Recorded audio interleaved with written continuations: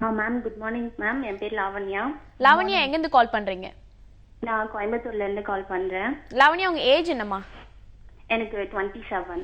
Okay Lavanya, doctor லைன்ல தான் இருக்காங்க, நீங்க டாக்டர் கிட்ட பேசலாம். சொல்லுங்க லாவண்யா. Doctor, good மார்னிங்மா. எனக்கு கல்யாணம் ஆகி ஒரு 1 இயர் ஆயிடுச்சு.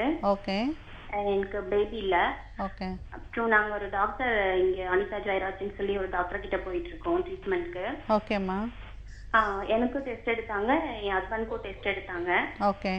ஹஸ்பண்ட்க்கு எல்லாமே நார்மலா இருக்கு. எனக்கு வந்து ஒரு சைடு டியூப்ல பிளாக் இருக்கு அப்படின்னு சொன்னாங்க. சரிம்மா. அது வந்து லெஃப்ட் சைடு பிளாக்ல டியூப் இருக்கு, ரைட் சைடு வந்து நல்லா இருக்கு.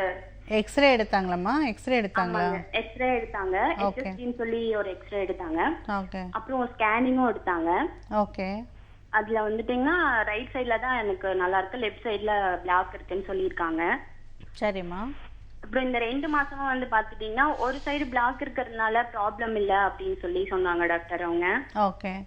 அப்புறம் எனக்கு ஓவலேஷன் வந்து நான் 2 மாசம் எனக்கு டெஸ்ட் எடுத்தாங்க. ஓகே. எந்த அளவுக்கு எந்த இது வளருதுன்னு சொல்லி பார்த்தாங்க. ஓகே.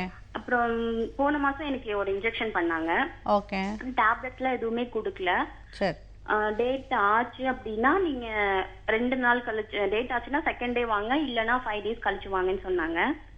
ஓகேம்மா, ஒன்றும் இல்லைம்மா. உங்களுக்கு பேசிக் டெஸ்ட் எல்லாம் பண்ணியிருக்கீங்க. Okay, very good. ஏன்னா 1 இயரில் நீங்கள் பேசிக் டெஸ்ட் பண்ணிக்கணும், அதெல்லாம் பண்ணியிருக்கீங்க. And now we come to know அது வந்து நமக்கு டியூப் பிளாக் இருக்குன்னு வந்திருக்கு. அவங்க டாக்டர் சொன்ன மாதிரி கண்டிப்பாக யூஸ்வலாக வந்து எக்ஸ்ரே இஸ் நாட் 100% கன்ஃபர்மேட்டிவ். அதனால வந்து ஒரு சைடு தான் அதுலேயும் டியூப் பிளாக்குன்னு வந்திருக்கிறதுனால சம்டைம் சான்சஸ் அதே ஃபார் நார்மல் கன்சப்ஷன்.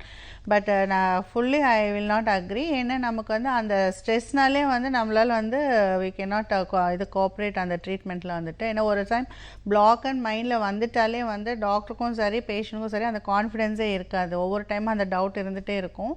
ஸோ அதே மாதிரி ரீசன்ஸும் இருக்குது. ஒரு டியூப் பிளாக் இருக்கா இல்லையான்றது 100% கன்ஃபார்ம் பண்ணிக்கணும் before going into aggressive treatment. இப்போ உங்களுக்கு ரெகுலராக ஓவலேட் ஆகுது, யூ ஆர் ட்ரைங் நார்மலி அப்படின்னா அதுக்கு no problem, you can try another 3-6 months கூட பார்த்துட்டு ஆகலைன்னா கண்டிப்பாக அடுத்த டெஸ்ட்டுக்கு போகலாம். But if you require hormonal இன்ஜெக்ஷனோ மெடிசின்ஸோ அப்போ வந்து அன்லெஸ் டியூப் வந்து பிளாக் இல்லாமல் கிளியராக இருக்குன்னு தெரிஞ்சுட்டு பண்ணுறது பெட்டர். ஏன்னா நாளைக்கு இவ்வளோ இன்ஃப்யூஸ் பண்ணிவிட்டு ஹார்மோன்ஸும் மெடிசின்ஸும் கூட ஒரு லிமிட்டேஷனுக்கு மேலே நம்ம கொடுக்க முடியாது. அது ஒரு 5 months 6 months எடுத்துக்கப்புறம் நம்ம போய் இன்னொரு முறை டியூபை கன்ஃபார்ம் பண்ணும்போது டியூப் பிளாக் மட்டும்தான் இருக்கணும்னு இல்லை, டியூப் வந்து இன்ஃபெக்ஷன் ஆகி டேமேஜாக கூட இருக்கலாம். அந்த மாதிரி சமயத்தில் நமக்கு இது எல்லாமே அன்னெசரி ட்ரீட்மெண்ட்டாக தெரியும். ஸோ அதுக்காக சொல்கிறது, if you are regularly ovulating நார்மலாக இருக்கீங்கன்னா you try for another 3 months 6 months நேச்சுரலாக.